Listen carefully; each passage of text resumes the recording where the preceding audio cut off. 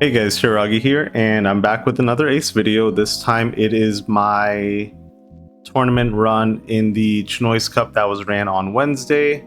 If you wanted to watch some of those matches on my opponent's side, I was featured in some of the streams, so you can definitely check that out. But if you don't know, Chinoize is a lot of high-level gameplay. A lot of the people that participate in the Chinoize Cup have either been to Worlds, commentators have been to Worlds. There's people that consistently top cut, top 16, top 4, top 32s, things like that. And so what I wanted to do is really just be a part of that, just learn from these higher level players. Early on, especially now, I think I'm going to get kind of clapped, to be quite honest with you, but it's all super valuable. And especially going back to some of these matches that you'll be seeing here, I see a lot of these mistakes, a lot of these decision-making choices that I've made that are not very, very good. And so what I wanted to do is showcase some of that, showcase some of the wins against some of these, again, very, very great players, high-level players, and then some of the mistakes I made against them, some of the things that were either just because they played better than me overall, whether that be because of their own merit, whether that be because of mistakes that I made on my side. It all adds up, right? These are all things that matter at that highest level. That's where I'm trying to get to. So hopefully this is helpful for you guys. As far as the deck list goes, changes from the last time, I think the only thing I've done is cut one copy of Cavendish down for Boa. There's just not enough matchups, especially with Enel being so heavily prominent, where I really get value from the Cavendish. When I do, it's great, but it's really the exception. And at least this way, I still have 8 copies of 4 cost units that I can play out. And that's usually more than enough. In almost every case, I'd rather play out a Marco and an Atmos. So this is what I'm running. 3 copies of Boa, I think, just felt super necessary for the Enel matchup, just guaranteeing that I find at least 1 or 2 copies of it for those games, freezing in Enel, bottom decking 1 cost unit. But yeah, enough about this list. Overall, I mean, I think this is relatively standard from what you've seen and what I've showcased in my last videos. So without any further ado, let's go ahead and just get into some of those matchups. Alright, so this was round 1 of the Chinoize Cup for me. This was against Red Blue Vivi, in this case piloted by Rickmaster Flash, who, if you don't know, placed top 8 in the most recent World Championship we had. And so playing against someone like him, especially in round 1, I was a little bit intimidated, to be honest with you, but it felt like a really good test. Granted, I believe Rickmaster Flash got to the world stage playing Red Green Luffy, not Vivi, but he's still a great player, so I want to make sure I lived up to the test.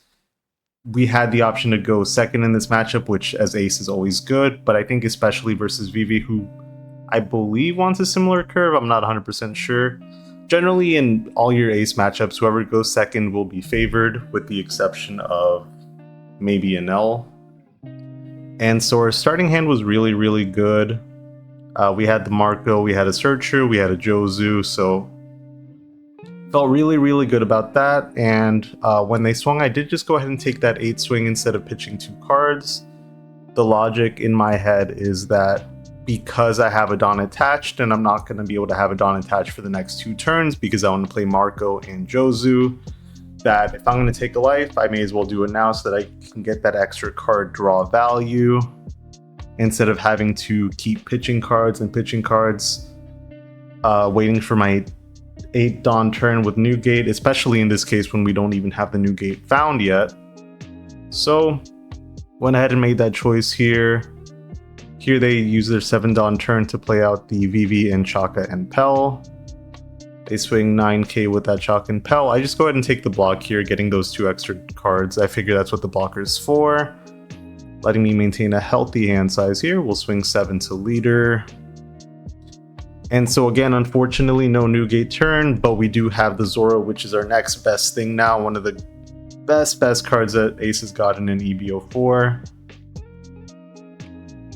And here he gives us 2 cards. And we'll swing 9 to leader. I don't think he realizes that I get the character rush from the Chaka and Pell. I can swing into this Vivi blocker that he tried to save, so I can knock it out for free, which is super nice. And we'll go ahead and pass from there.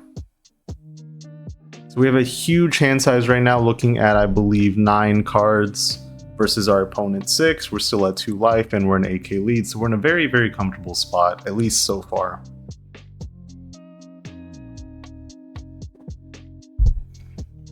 I think the only thing that would be better in this position is obviously just having that 10 drop blocker Newgate available. But at absolute worst, we can just play a second Zoro. We could maybe do a search to try to find it. I believe that's what I end up doing here. In any case, we're set up for the next few turns. We have a decent amount of 2Ks in hand. We have a good amount of counter, only 3 bricks. And of those 3, 2 of them will probably see play. So we're feeling pretty good. Your opponent swings a 9 into 7, and I do think about defending it, but I kind of want to just get the extra card draw value. We end up just finding a brick here, but it still works as a 2K for us. And especially with him having the opportunity to do things like this, playing a big body character rush, I think it was the right decision to not defend initially.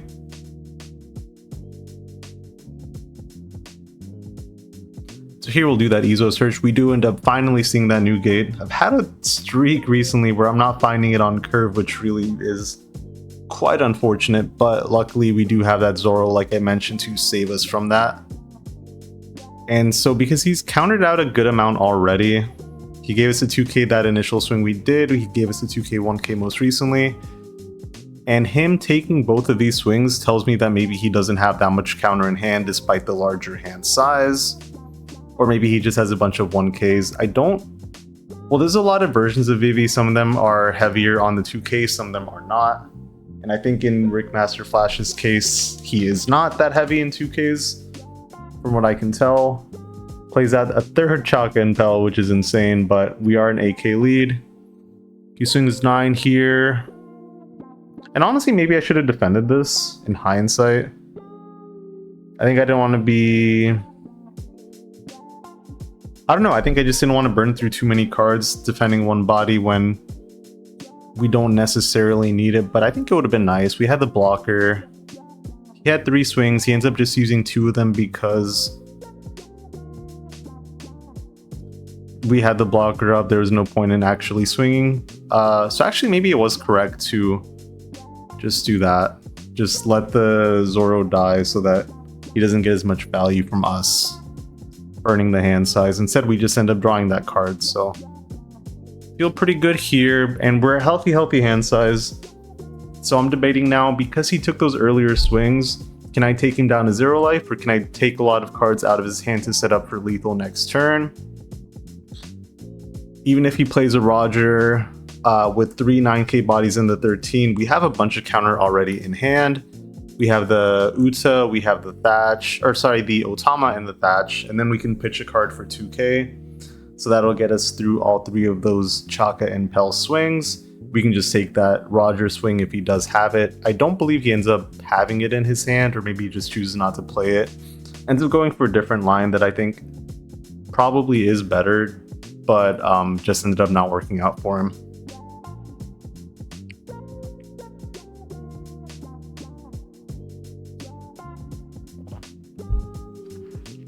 But yeah, given the board state here, and always that looming threat of Roger potentially being in the Vivi's hand or coming up, I do want to try to close this game out sooner than later.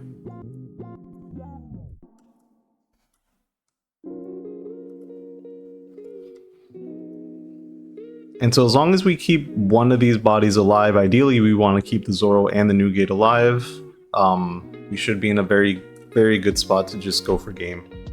Whether that be with a Roger being played out, and then multiple swings from the Zoro, the Newgate, the Roger, and then the leader. Whether that be a breakout in maybe a different way.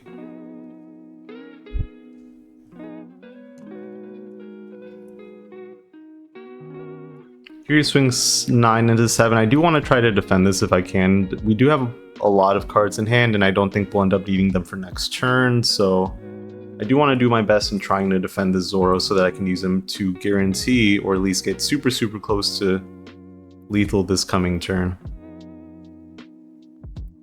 And I would potentially pitch out that Roger, but if I do that, then we don't have a guaranteed way of winning next turn. I do forget though that Vivi can make characters gain rush on play, so I did not think about that Nami swinging into us. In any case, I don't think it matters. We'll just swing 12. See what he gives us. He gave up 4 2Ks to defend. I looked through his trash. He's given a good amount of 2Ks already. I believe it was like 6 or 8 at this point. So we'll just swing 16 into 5. Has actually 14, gets up to 14 counter, which is crazy, but we do end up taking that versus Rick Master Flash, which is super nice. Feels really good, especially starting off a tournament like this, and unfortunately, for better or worse, this ends up being the highlight of the tournament. But we move on to round 2 now. Here, this is my round 2 matchup against Marshall D. Teach. And let me see if I can find who exactly this guy was. I do remember I was pretty impressed. He has a ton of games on Teach. I think he said he played like 3,000 games or something like that.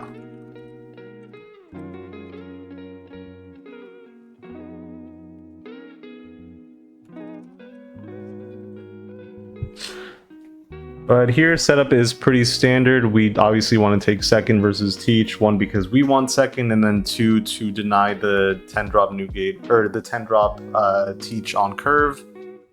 Plays with the Lafitte. In this case, it would have been super nice to have the Garb Searcher in set so that we can swing into it for free.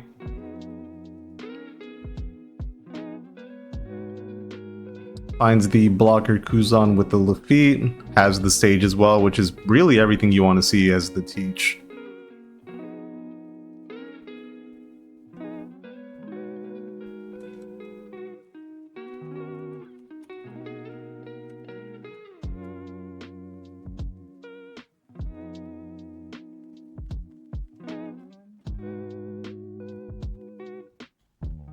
So let's see.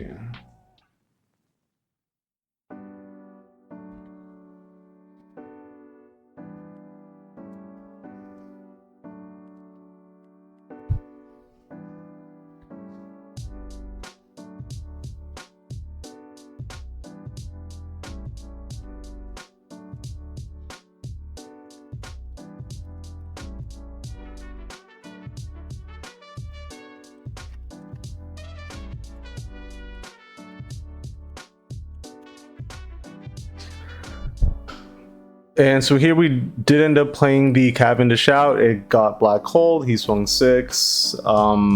It's pretty unfortunate because Cavendish is one of the best value cards we can get out. Fortunately, not in this case, I guess.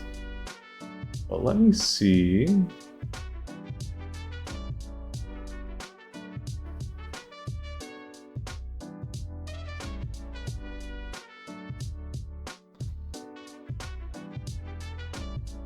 Couldn't find exact information like I was hoping for, but I know in this Chinoize Cup, he did go to the finals with Teach, ends up just missing the lethal turn to close out the game versus Roger, but played very well throughout. I mean, ends up, I think, closing out the series at 5-1. So here we'll just swing 6. We don't have any card draw since he used his Teach ability to make sure that we don't get any on plays, but I think just a 7k body is still pretty nice. We'll play that out and then we'll pass. Especially in this case, he has no board developed at all.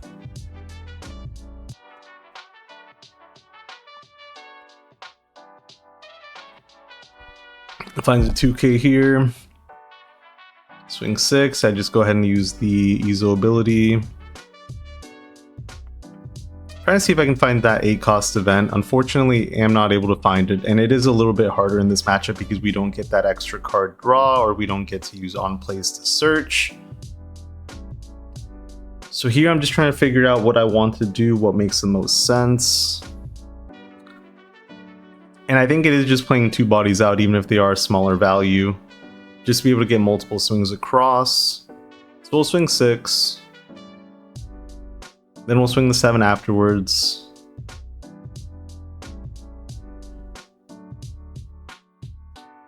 Does take that block with the Kuzan. Plays the 5-drop Kuzan instead. Does have a Burgess in trash, so I am just making note of that. I play the Atmos, I play a Marco, and then I just go ahead and pass. The saving grace here would be finding the 8-cost event. I don't believe that's what ends up happening, but I think if I had found it, then the climate of this game would have been quite different. Ends up using a second black hole here to knock out our Marco. So unfortunately not getting any value from our 4 drops this game. We might from the Atmos, but not in the way that we'd like, and it being the smallest body that we end up playing out. Doesn't feel very good. Has 5 Don left over here. Has the Kuzan. I don't remember what he ends up doing. Maybe he just plays a second Kuzan. Maybe he ends up playing a Burgess. I don't remember.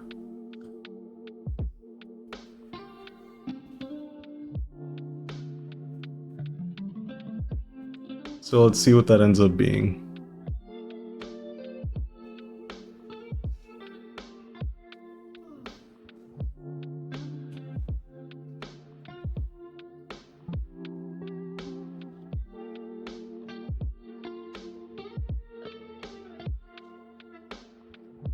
And is this not the right size? Oh, it isn't. Okay, well, I guess we're full screen now. That does end up being a little bit bigger. Still has a 5 Don, just thinking about what he needs to do. And as a former Teach player or former attempted Teach player, I do know there's a lot of thinking that goes on. Especially at that high level, there's a lot of things you need to consider, mapping out the next couple of turns. So I totally understand it, but that's exactly why I ended up not being quite good enough with Teach. I might try that black and yellow version that's coming up in OP16, I believe. But yeah, I mean, anytime I see a Teach player in 15, I do absolutely respect them, because playing that up to this point, it is not an easy leader. So kudos to them always. Pitches out a Kuzan, so he did have it. Maybe was thinking about playing it, but just decided not to for whatever reason.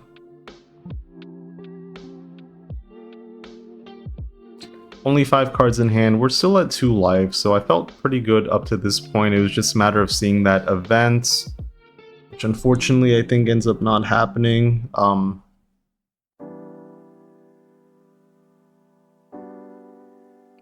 But let's see, this was a few hours ago. My memory is not the freshest, but a big part of why I wanted to share these games is to just show you what I was doing, especially against this caliber of player, just win or lose. Like,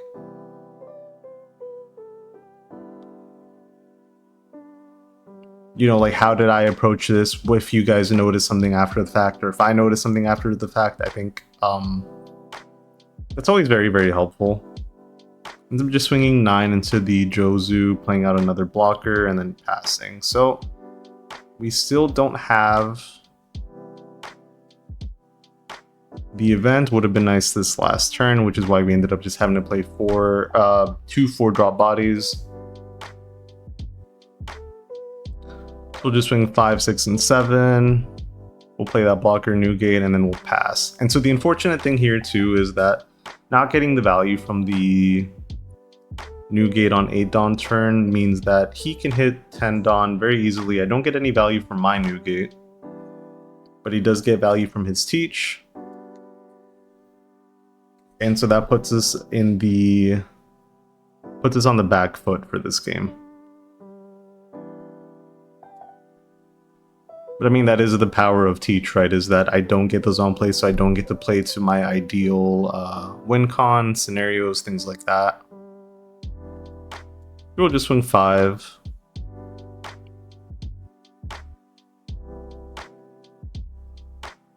Let's just go ahead and give us that block. We'll swing 6.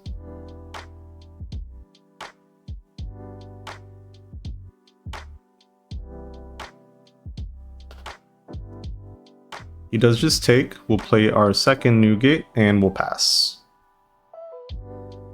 And so here we are in a bit of a pickle. I think the win con at this point would have just been trying to look for like a Roger. Of course, we don't have any way of searching, which makes that significantly harder.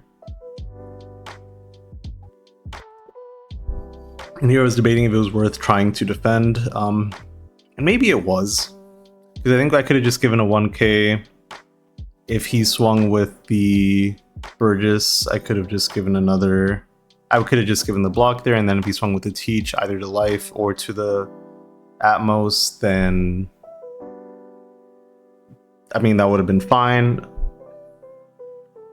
So I think that is a bit of a misplay, is not defending that Atmos a little bit more. Just to guarantee that those swings end up going somewhere else here, right? So, because I gave up that Atmos right away, he was able to just swing his Burgess into my life for free. And then I think he's just debating here whether he can swing that second Teach. Only 3 cards in hand, but maybe he is just respecting the potential Roger being available. And with a 6, a 12, and a 13 potentially coming, I think he just elects to not do that. Pitches out a 2k for his leader ability and then just passes. And so here's the other part where I think I do misplay. Because I have the Roger in hand. But I think I end up showing too much by playing it out coming up. But I could have potentially done. And I don't know if this is right. This is all just kind of thinking in hindsight. Is because if I play the Roger, he knows, okay, I have to go for a game this turn. He only has 3 cards in hand, 1 life. I think it is just math at that point. But I think what I was trying to do in my head was say, okay, well, I have... So let me just pause it here for a second. I think the idea was that I wanted to have that extra 1k in hand just in case I needed it. I don't know if that's right or not. But I do think just showing the Roger here does show a lot of intent about what I want to do. And it kind of just forces the Teach's hand to say, okay, well, I have to close the game out here. No matter what. And so that does end up coming up to our next scenarios. I think we might have to skip ahead a little bit here. I don't know if I can do that easily. Finds the OP10 Kuzan. That's the one that plays out another body. But yeah, so what ends up happening is that from his 3 cards in hand, he did have a black hole. So that's the 3rd black hole he played out this game. Pitched out his other cards to buff the Burgess. And so now I only have 1 blocker active. He has 4 pretty big swings he can get off on us, and we don't have a Dawn attached, meaning, I mean, it's just pretty hard to defend at this point, right? We only have 1 blocker active. Swings 11 into 6.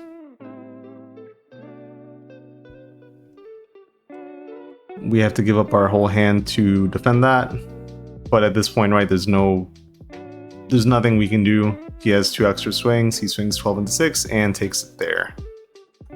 So pretty unfortunate again. I think the losing point was not seeing enough new gates early enough, and then not seeing that 8 cost event. I think we just didn't see it across the whole game, to be honest with you. And then just that micro decision with just revealing the Roger early. There's a real possibility that he ends up just going for game anyways, and it ends up not making a difference. Maybe I just get 1 extra card draw by getting the Ace having a Dawn attached. Could have maybe just swung 12 to ask for like another card. I'm not really sure. But yeah, that is the round 2 versus Teach. So we move on to round 3 now. Alright, so on to the round 3 matchup. This one is against Adamski on red-green Luffy. He ended up going 5-1 this tournament, placing I think 7th overall in a 64-man. He does have the option to choose between 1st and 2nd. Obviously takes 2nd against Ace. So we are going 1st. Our hand looks okay. We have 2 searchers, which, especially going 1st, I like to see because we don't have a 3-Dawn play, so we can play 1 searcher on turn 1. And then turn 2, we can play that 2nd searcher and then just swing a little bit bigger than we would otherwise. So we go ahead and keep this. We have the Jozu. Unfortunately, they do end up playing out that Laboon, which is quite annoying. So we'll go ahead and just play out that Garb Searcher here. Not sure why I was hesitating. Not a good target here, unfortunately. We do get the 2k with Uta, which is not bad. And so because of this, I go ahead and just play out that Otama as well. And because I know some of the scarier cards in the Luffy list include that double attack Luffy, I go ahead and just pitch out that Boa, maybe thinking I don't really need it here, and then pass. So here, 5 Dawn turn, just trying to map out what I want to do. And so this is a mistake here. So something to make note of, and something I didn't realize at the time, is that for Red Green Luffy to get his leader ability off, you want, or rather he needs to have a Dawn attached. Usopp did let him restand 2 Dawn, but because that's at the end of the turn, he doesn't have an opportunity to actually attach the Dawn to the leader at any point. So I probably could have either taken him down to 2 life or gotten 2 cards from his hand. And so me not swinging here is a mistake. I just assumed, okay, well, he's going to rest his Dawn anyways. I don't really want to deal with it. I think in a real life game I probably would have, but I know it is a little bit annoying to go through in the sim. So I end up electing not to do that.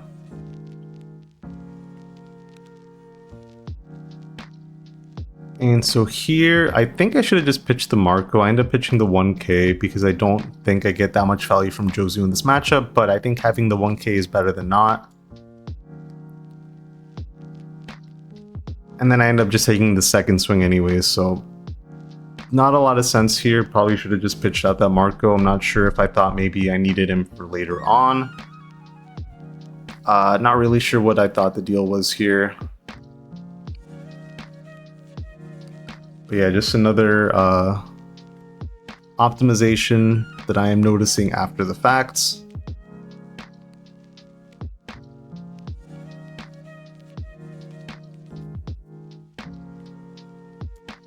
Here I'll swing 6 to leader. We do see the new gate, which is great. So we have our next turn at least set up. With everything else being what it is, not being able to bounce things because of the Laboon. I do just play out that Zoro. Becoming an AK leader is always nice, and then I end up just not swinging here. In this case, he does get the value from resting his Dawn, so it did make sense versus that 4 Dawn turn earlier. Swings a 9 and a 6. Don't really see a point in defending it because I'd lose a ton of cards in hand. Here I'll just pitch a brick. Doesn't have any other swing he can get off now, and then just passes. And so here, especially having the Roger in hand, my logic was that I want to just keep chaining 8k lead. We do see another Zoro as well, which is great. So then we'll just swing 11 into 7, asking for 5k or 2 Dawn and a 1k. And with only 6 cards in hand, we should at least take him down to 2 life here.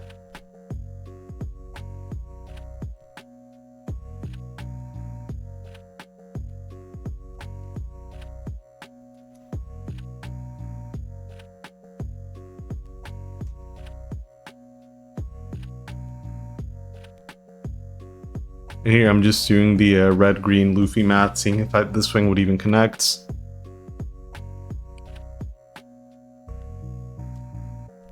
And so he has effectively 6k of additional counter on top of his 7, so he'd be at 13.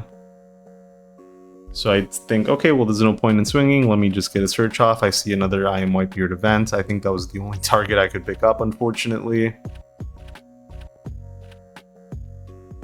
And then we go ahead and pass. But at least the nice thing with Izo is that you can always just pitch it and draw a card, bottom deck a card. So you do get a little bit of cycling, even if you don't find the most ideal card out of that search. Obviously, early game it is very devastating, but as long as you find something, it's good enough.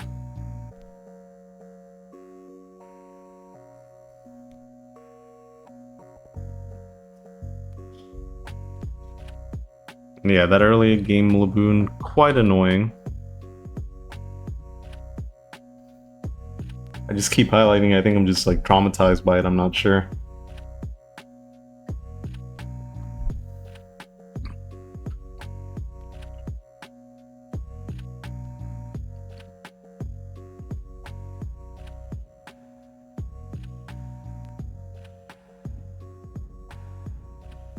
Plays out a second Zoro, and so to his credit, I mean, obviously, great player. I mean, the curve he's hitting is like pretty crazy. Just finding everything he needs exactly when he needs it. Seeing that Sanji on 5, seeing the Usopp, or sorry, on his 6th on turn, the Usopp on 4, having that early Laboon as well. But sometimes it just falls that way. Sometimes everything works out in your favor, sometimes it works out in the opponent's favor, sometimes it's somewhere in between, right? So it's just a matter of being as efficient as we can with our turns. Like I mentioned earlier, a couple misplays as far as like defending things, as far as swinging and not swinging.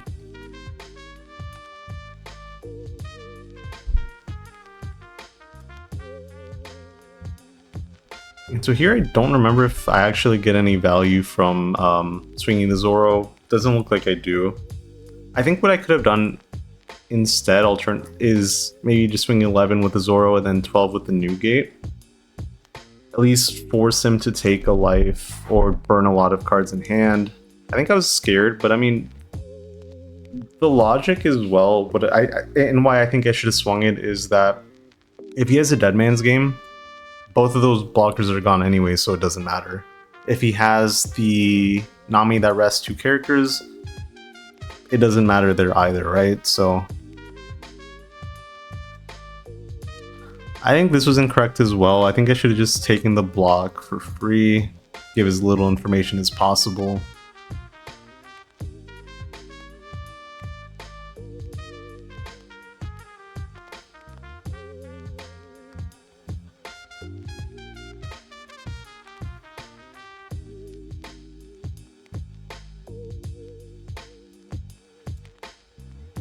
Goes ahead and swings 9 here. I'll just take the block.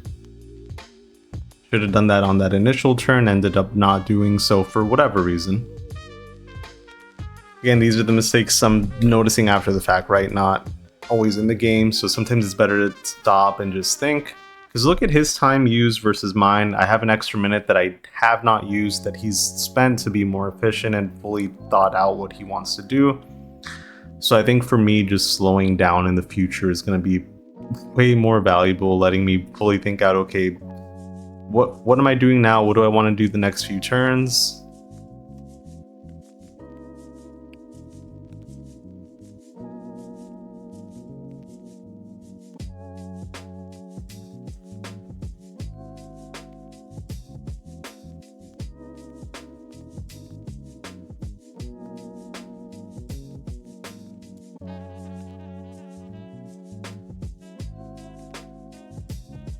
And then he's just wearing me down, right? I only have 3 cards in hand. I still have a blocker for whatever reason. Again, I'm just not using it. And especially in that case, if I'm not using that second blocker, then it's like, why am I not swinging initially? Why am I not getting value on the turn earlier? And so, okay, he sees the 6-cost Brook that rests an opponent's card. So in this case, he could rest one of my Newgates very easily and restand one of his bodies. Whether he does that this turn or not is obviously up to him, but it is an option. And he does end up playing that Nami. So it actually doesn't rest the Newgate as I'm reading it now. It rests 8 costs or less. But if he has a Dead Man's Game, it's the same thing, right? He can rest both of those Newgates. I don't get value from it. He has that Brook now. So I know he can absolutely swing, or he can absolutely rest. We'll swing 9 and a 7 here, asking for 2 of those Dawns.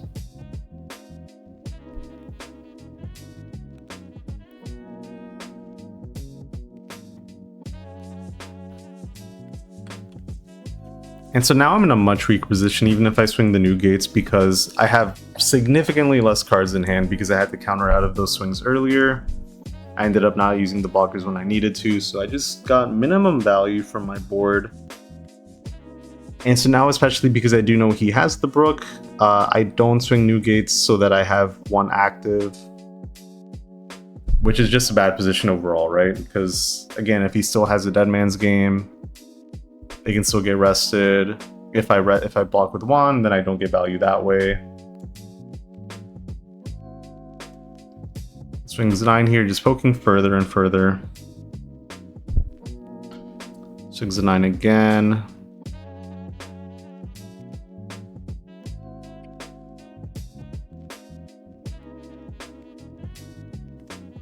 And here I am forced to take, or I'm not forced to, but if I block, then he can rest with the rook. So I just want to take the life, maybe bait him into thinking that I have more counter than I do. Unfortunately, only 1 counter in hand makes it quite hard. But he doesn't know what he doesn't know.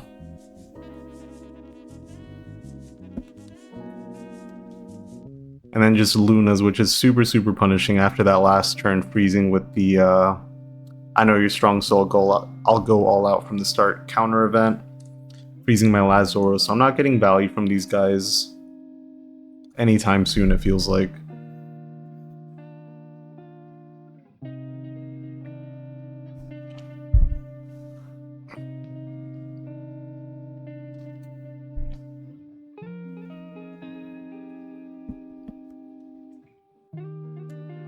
Swings 10 into 8.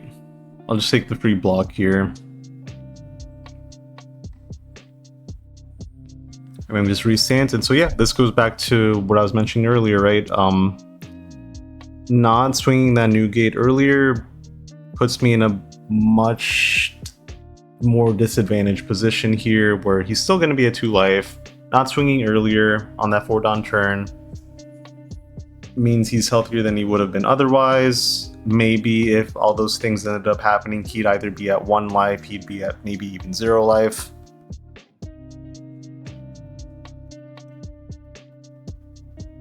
And so yeah, just looking at this after the fact, I mean, it is pretty telling.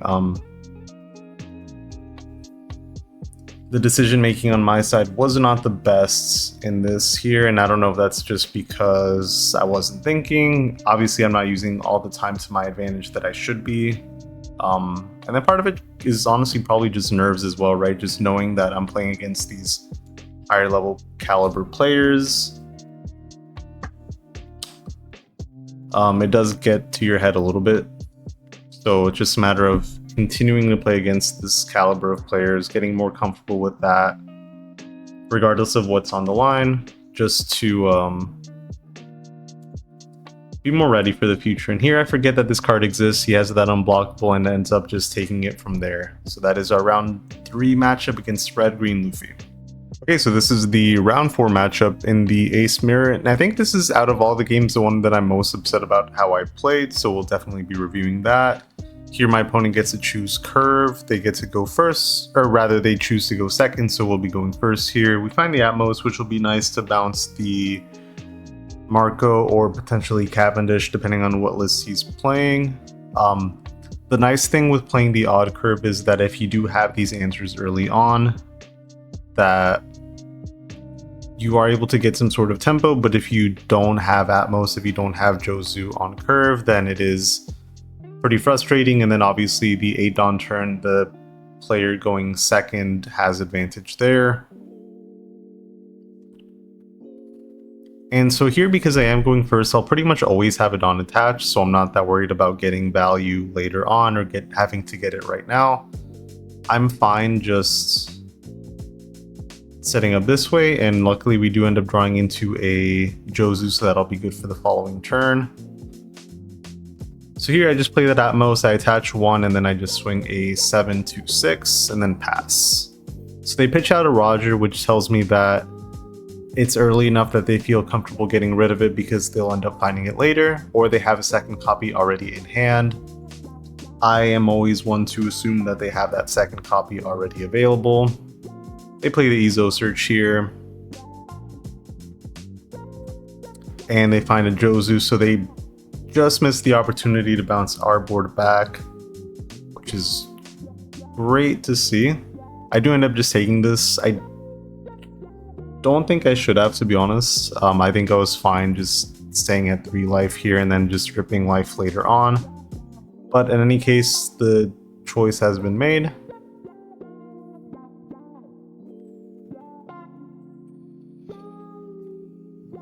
And so yeah, could have swung 6/6 here. Maybe could have been a little bit better because I have that rested body, but I think what I was thinking is that if he wants to play Jozu, it'll at least give me a body to keep on board. But I really do think the 6/6 would have been better. So again, these are these minor things that I'm doing that are maybe not optimal looking back on, that could have been different. Taking that life I don't think should have happened. We have 2 Marcos here. I could have easily pitched 1. We do end up drawing the Zoro though, so I guess it does average out a little bit. But I mean, I could have very easily just played another Jozu. I could have played a Yamato. There's definitely options that I could have taken instead that I ended up not doing. But in any case, we swing 7 into 6. We bounce the Marco, I believe is what it was, and then we pass. So my opponent's going into their 8 Dawn turn. They just pitched one of their events, potentially have another one, maybe just end up going for a different line instead. I'm not really sure.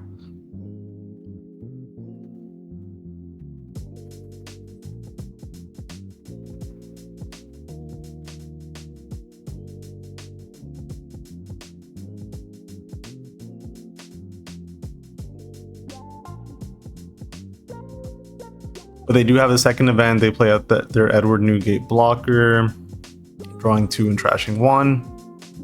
They do not rip life, choosing to instead stay at 2, which I think is correct.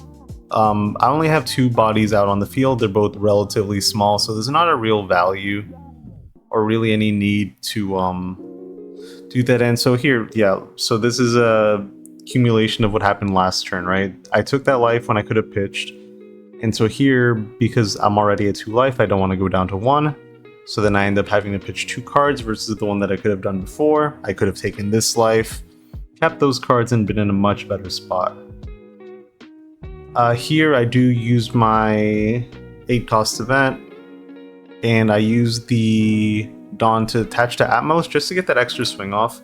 Granted, these are smaller swings, but I think they are good where you can get them. So I'll probably just swing 7, 8, 7 is what I end up doing. I think I should have done that 8 first just to see what he ended up giving us. And then I could have swung the 7s afterwards. More likely than not though, he'd probably just see that it ends up being the highest value to just block that 8 swing. And I think the result would have been exactly the same. So here they play Izo, they find a new gate, so maybe have another event available to play out. They're at 9 Dawn, so I would think so. The alternative play would be the 7 cost Zoro. That would have Rush now because I have the 12k new gate available. But they do have the events.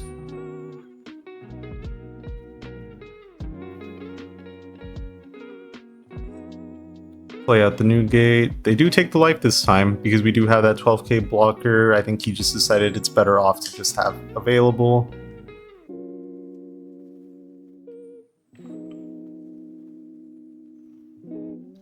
So then swing 10 and then potentially 14 or 15 even with that second new gate.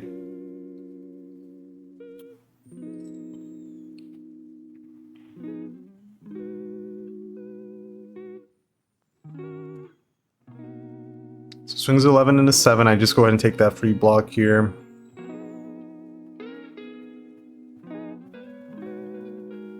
And then if they swing the 12, or rather if they swing the 14, I'm perfectly fine with that. They swing it into the Jozu, which is okay. We'll go ahead and just take that.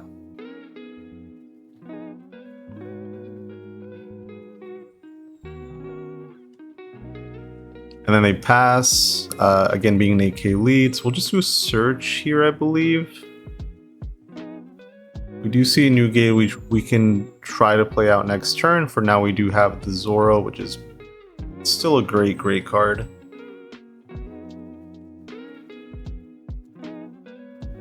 We'll swing 10 into 8, probably just getting a block here.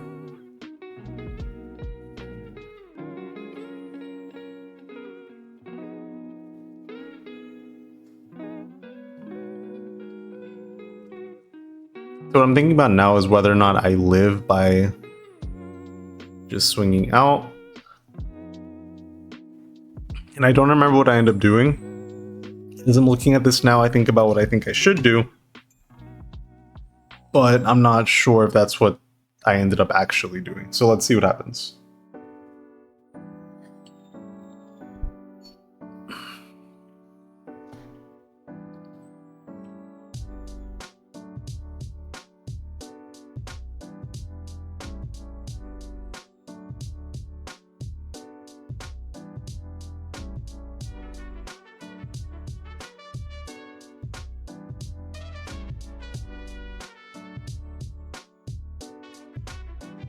And so again, here's something I'm noticing across these games is that I'm not using my time as effectively as I should be.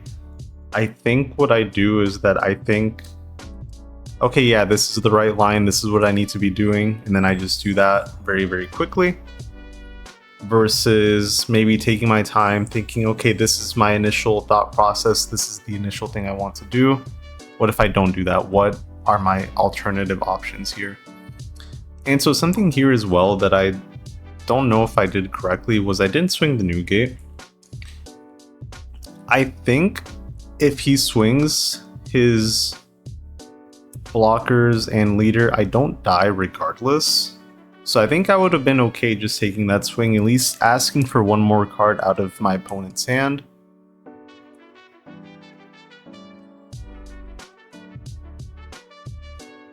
And so something they showed us as well is that they have that OP12 new gate, which is the 2k counter card. What that tells me, and what I should have been more aware of or made a bigger deal out of, is that if they're playing that 2k, they probably aren't running the Thatch version, which is what I'm running in my version of Ace. And so having that Roger already available and not having seen a Thatch so far in the game, there's a decent chance that we can get value from it that way, right? So here I think this is also incorrect. I have multiple Zoros. I don't think I'm ever playing out 3 Zoros. Maybe I do. But I think just having that extra 1k is just super, super valuable.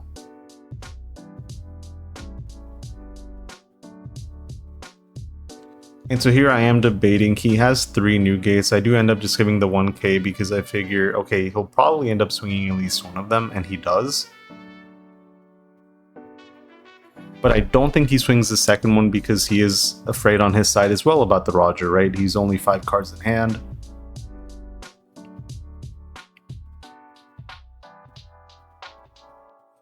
What I could have done here as well,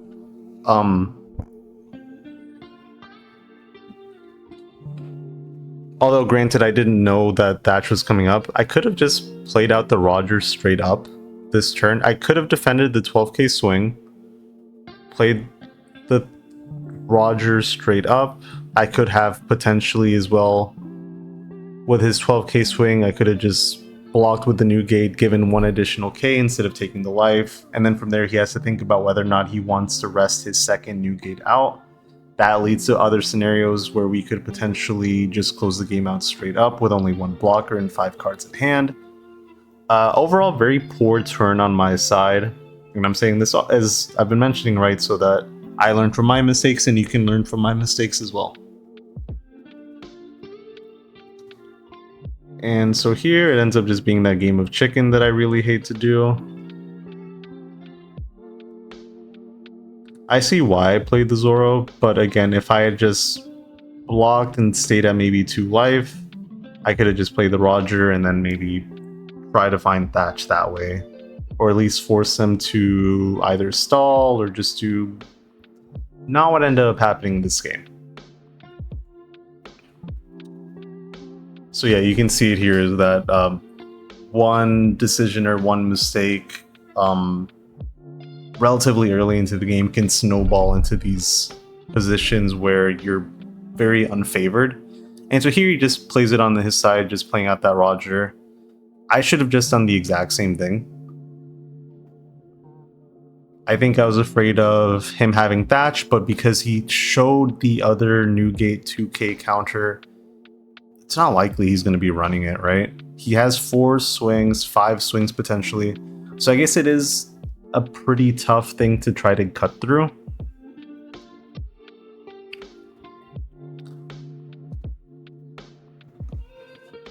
So at this point it is just I'm in a very unfavorable position because of something that I had done earlier in the game.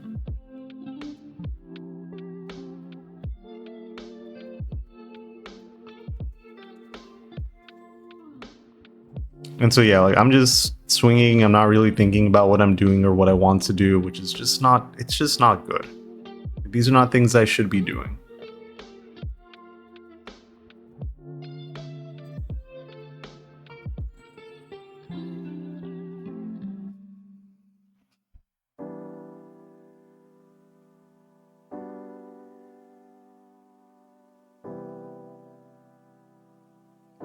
Swing 6, he's probably just going to give me a block or a 1k, so it should be the 1k because I can swing with the new gate and then that opens up Roger.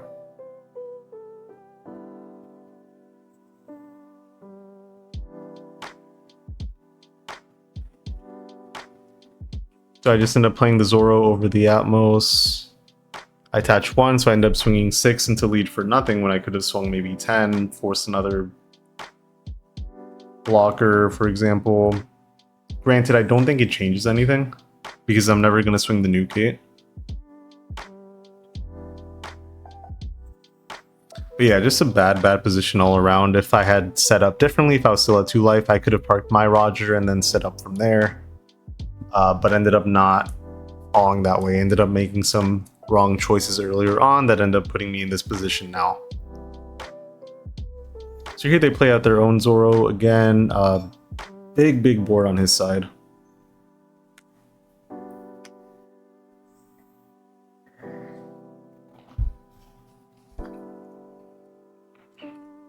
Swings 11 into 9.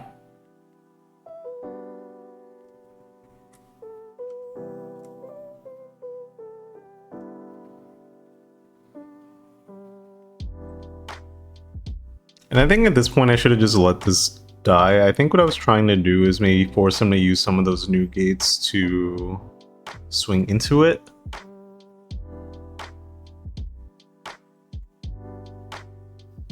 But yeah, like at this point I'm playing and yeah, there's still another 2.5 minutes for the recording. I'm effectively just playing not to lose, but I'm not really in a position where I'm trying to play to win, which is never a good thing. The win con at this point is just Roger if he misplays, but I mean, at this level of gameplay, that's not likely to happen.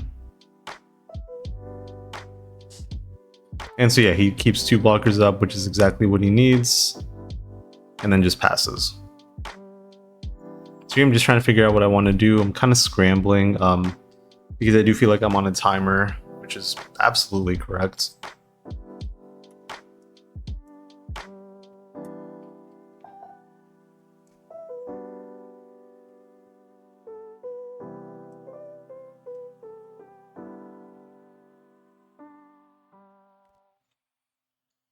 And so here again, we're falling into the same thing where I'm just kind of swinging without really thinking about what I want to do.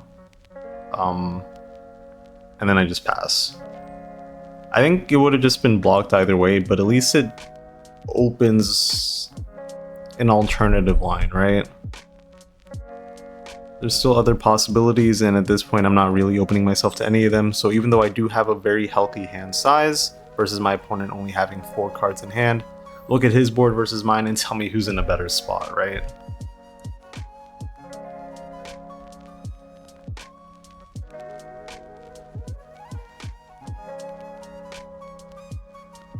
And so here I think he just ends up taking the win. He has 5 more huge swings coming up. I only have 1 blocker and 1 life. I have plenty of 2Ks, but I think not enough for what's coming. So swings 13.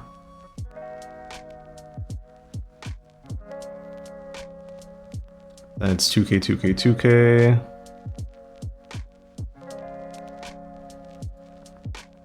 Swings 12 again.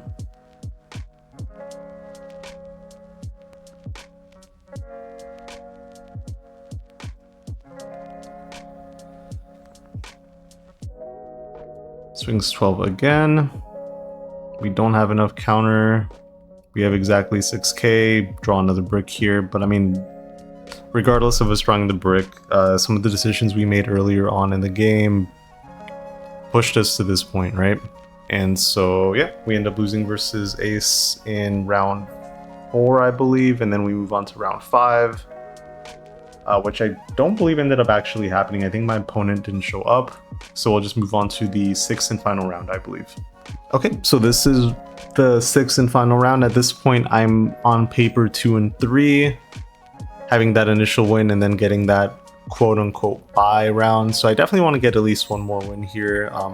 And against Enel, we are able to go first, which is great. We see the 6-cost Boa, which is also amazing. We have a Searcher, so we're pretty set up. Only thing on the wish list that would have been nicer is the Garp over the Otama, but a search is a search. We'll definitely take whatever we can get. We pitch out the Marco, and then we just pass from there. And with Enel, it's always interesting because it feels like every 2 days they run a different version of their list. We do see a Garp on our 2nd rotation here, which is great. A lot of really great targets. I think at this point, the Atmos makes the most sense depending on what version he's running. It'll be easy to bounce a Reiju. It'll be easy to bounce a Frankie. If it's the Holly, we can bounce that as well. So a lot of really good targets early on, especially when we take first from him. He's not able to hit 6-ston very, very quickly, so he's kind of forced to play these smaller bodies out. And in this case, yep, plays out that Holly, so we'll be getting excellent value from the Atmos. We have the Garb Searcher here to potentially swing unless it gets cleared out. And then from there, we have obviously the Boa Hancock that'll let us freeze one of his 6-cost Enels. Bottom deck a 1-cost unit. So we're very, very comfortable as far as like where we are.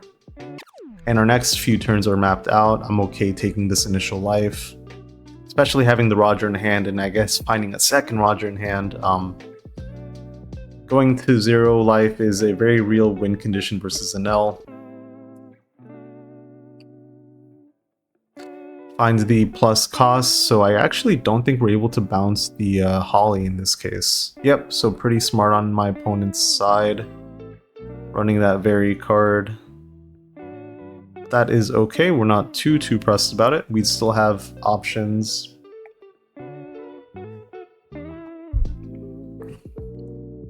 And here I was gonna swing into the pudding, came very, very close, literally hovering over it, but I choose not to because he still has another pudding. He has the Ohm as well. I'd rather dedicate the Garb swing to really to the Ohm if I can. Because if I clear one pudding, he has a second pudding. He clears my Garb. Doesn't really accomplish anything. So instead we just play out the 5-drop Yamato. We draw 2 cards. We get an extra card draw.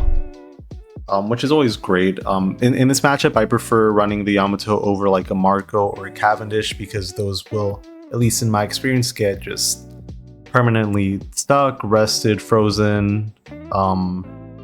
Super annoying. At least with the Yamato, no matter what, you will be getting those 2 cards. You'll get that Dawn on leader as well, so that you can swing 7, which is great. So you always get that initial value with Yamato, which in this matchup I think is very, very valuable. And so here our opponent plays out that 6-cost Enel, but we are set up and ready to go to handle it with that Boa. Swings 9 to leader. This is the double attack, so I don't want to take this swing. We'll bitch out a Marco and then give a 2k on top. Don't really need the Thatch in this matchup. It's really more so for those like blocker heavy, like Lucy, Ace Mirror. So you're just trying to think about what I want to do.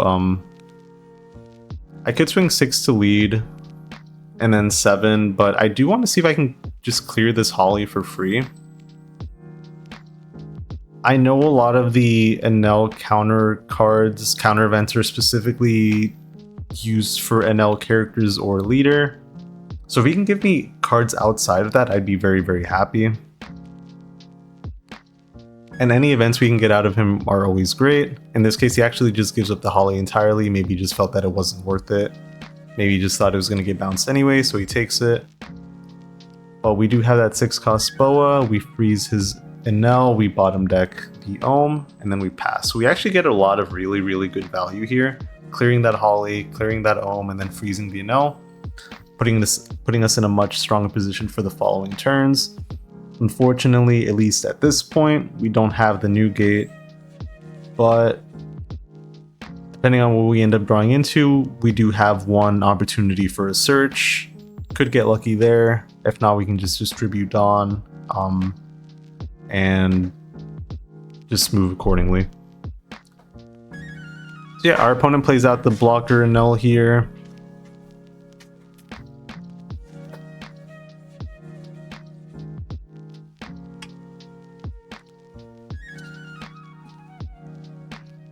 Debuffs Yamato by 1000 with his Lightning Beast event card. And probably just going to swing 6 into it, maybe even 7. Ends up just freezing it, which is okay. Again, right, so that's the difference between playing out the Yamato versus playing out a Cavendish or a Marco. In this case, Yamato's already done her job. She gave us the lead Dawn, she gave us 2 cards, so very okay with this. Swing 6 into 6. I'm fine just giving up a 1k. The Atmos at this point not really needed. Already bounced the Holly. At this point, Enel is not likely to play out these smaller bodies. Finds another Lightning Beast Keaton. So buffing again specifically right for the Enel. And then here he swings 5 into 5, so we get the extra card draw, which is nice. Still don't see the new gate, but it is one more card for us to cycle through. And then for whatever reason, our opponent decided not to make his Enel blocker a blocker.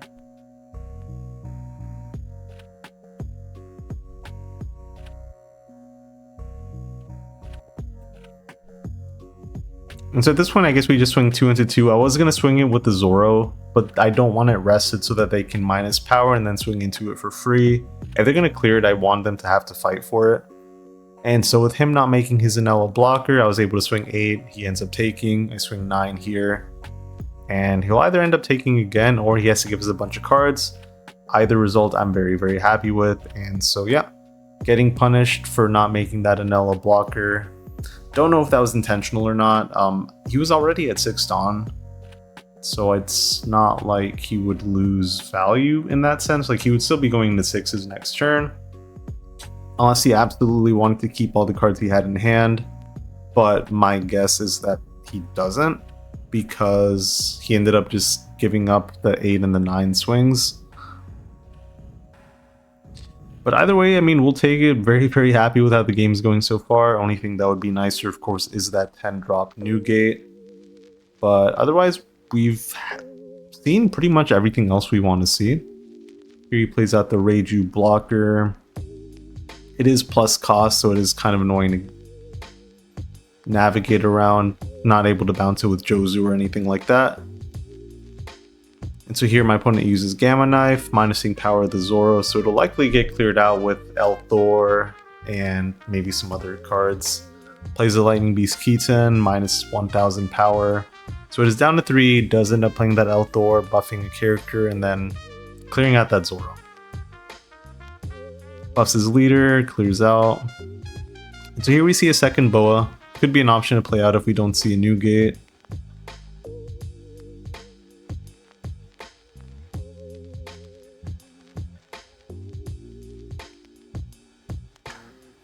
And so overall, I'm pretty happy with how I've been playing this game, especially after the last few. Having a relatively clean game is nice.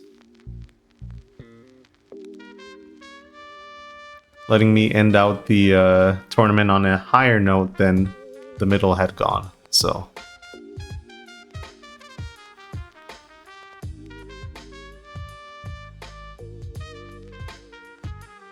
here he attaches 4-2 as Enel.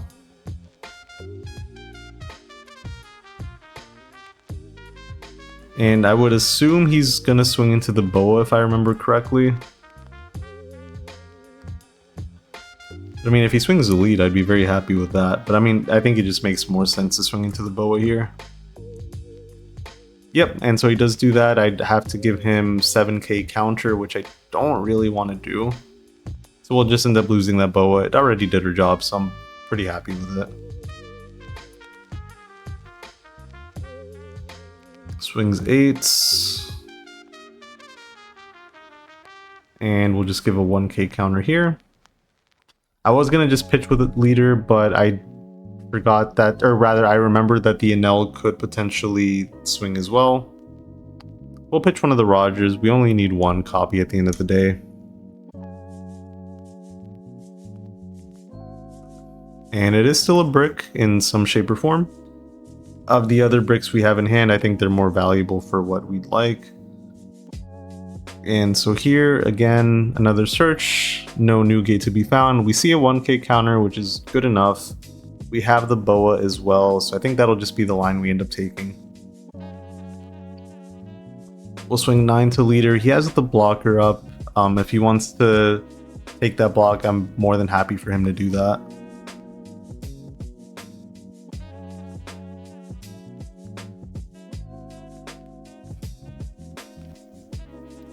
But if I remember correctly, I don't think that's what he ends up doing, which I thought was very interesting. Yep, he ends up just taking the life straight up. I think maybe he thought because I pitched the Roger that I don't have another one already in hand. But I always make the assumption if an Ace player, if a Lucy, if a Roger player, a Sabo player pitches out a Roger somehow, not all those leaders can do that. But if you see a Roger get trashed, they probably have another one somewhere else, either knowing that it's on the way, already having it in hand. You just never want to go to 0 against a leader like this. Maybe he thought he could just close out the game with his Enels, but we had that second boa ready to go. We froze his Enel, bottom deck the 1 cost. So we're looking really, really good if we can survive this turn. Definitely should be able to close it out with a 6, an 8, and a 13. I think at this point he's used all the event cards that would let him minus power, potentially clear out that boa. So pretty happy with how this ended up turning out. I think it was just kind of greedy on the Enel's part, but well, I mean, we'll take what we can get, right? So.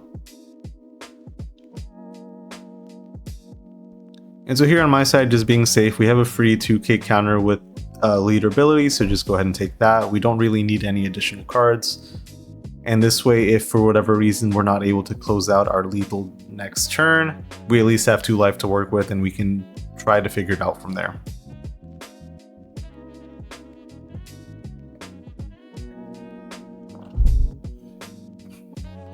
But 7 cards in hand, does make that a little bit tough. He's used a good amount of his 2k counter events as well, which is good. And so that's really the biggest thing I think for the Enel versus Ace matchup is if you can go first, if you can find either like a Jozu and Atmos, if you can just maintain pressure. I like to just keep swinging face, get him down early, because more often than not they end up just taking all these cards, or taking all these swings, going relatively low in life. From there, you can just start chaining boas, you can start chaining new gates, which I don't think we saw any copies of this game. And you can just close from there. Granted, those are a lot of different conditions that need to be met, but it's really a game of patience more than anything in my experience. So yeah, finally see a new gate, a little bit too late. We swing 6, we swing 8, we swing 13. He has only 6 cards in hand. So unless something crazy is available, I think we just end up taking that. I think there's not really any way for Enel to counter out of all of those. And so yeah, just preemptively hits me with the GG. At this point, I don't say it back yet because I don't know if that means he knows he can get out of these, or if he knows he can't get out of these. Granted, I'm assuming the latter, not the former, but I don't know that for sure, so. End up just playing it safe, swinging sequentially 6, 8, and then closing out with that 13, making sure we maximize his hand size here. Has Divine Departure, gives another 1k, and then yeah, only 2 cards in hand. We do, or we should take that from here.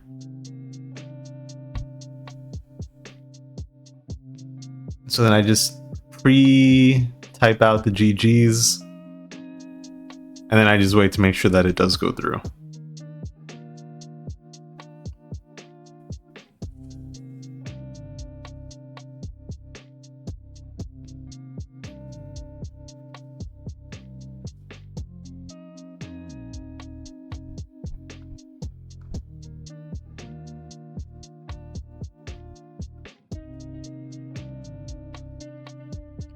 And yeah, chose to go out on his own accord, taking that Reiju block, and we end up taking that last round, ultimately going, at least on paper, 3-3, in actual gameplay 2-3. But in all these games, especially the ones where I lost, there has been something to gain from it, mistakes that I've caught after the fact, things I should have done. And so, I mean, for that, that's already a win for me. Not on paper, of course, but I mean, overall, longer term, it's all super valuable stuff. All right, so that's it for this video. Hopefully this was helpful for you guys. It definitely was for me. Having to review some of these matchups is a little bit painful, but it's very necessary for growth as a player. And having you guys watch with me as well is good, because you can learn from what I'm doing instead of having to be put in these situations yourselves. You can just think, oh yeah, I saw this happen. Let me approach this line, or let me think about this other scenario that I could take instead. And so if you made it to this point, as always, I really appreciate the time, and hopefully we'll catch you in the next one. And one last thing as well, anything you want to see, any feedback you have, as always, is appreciated. Thank you so much.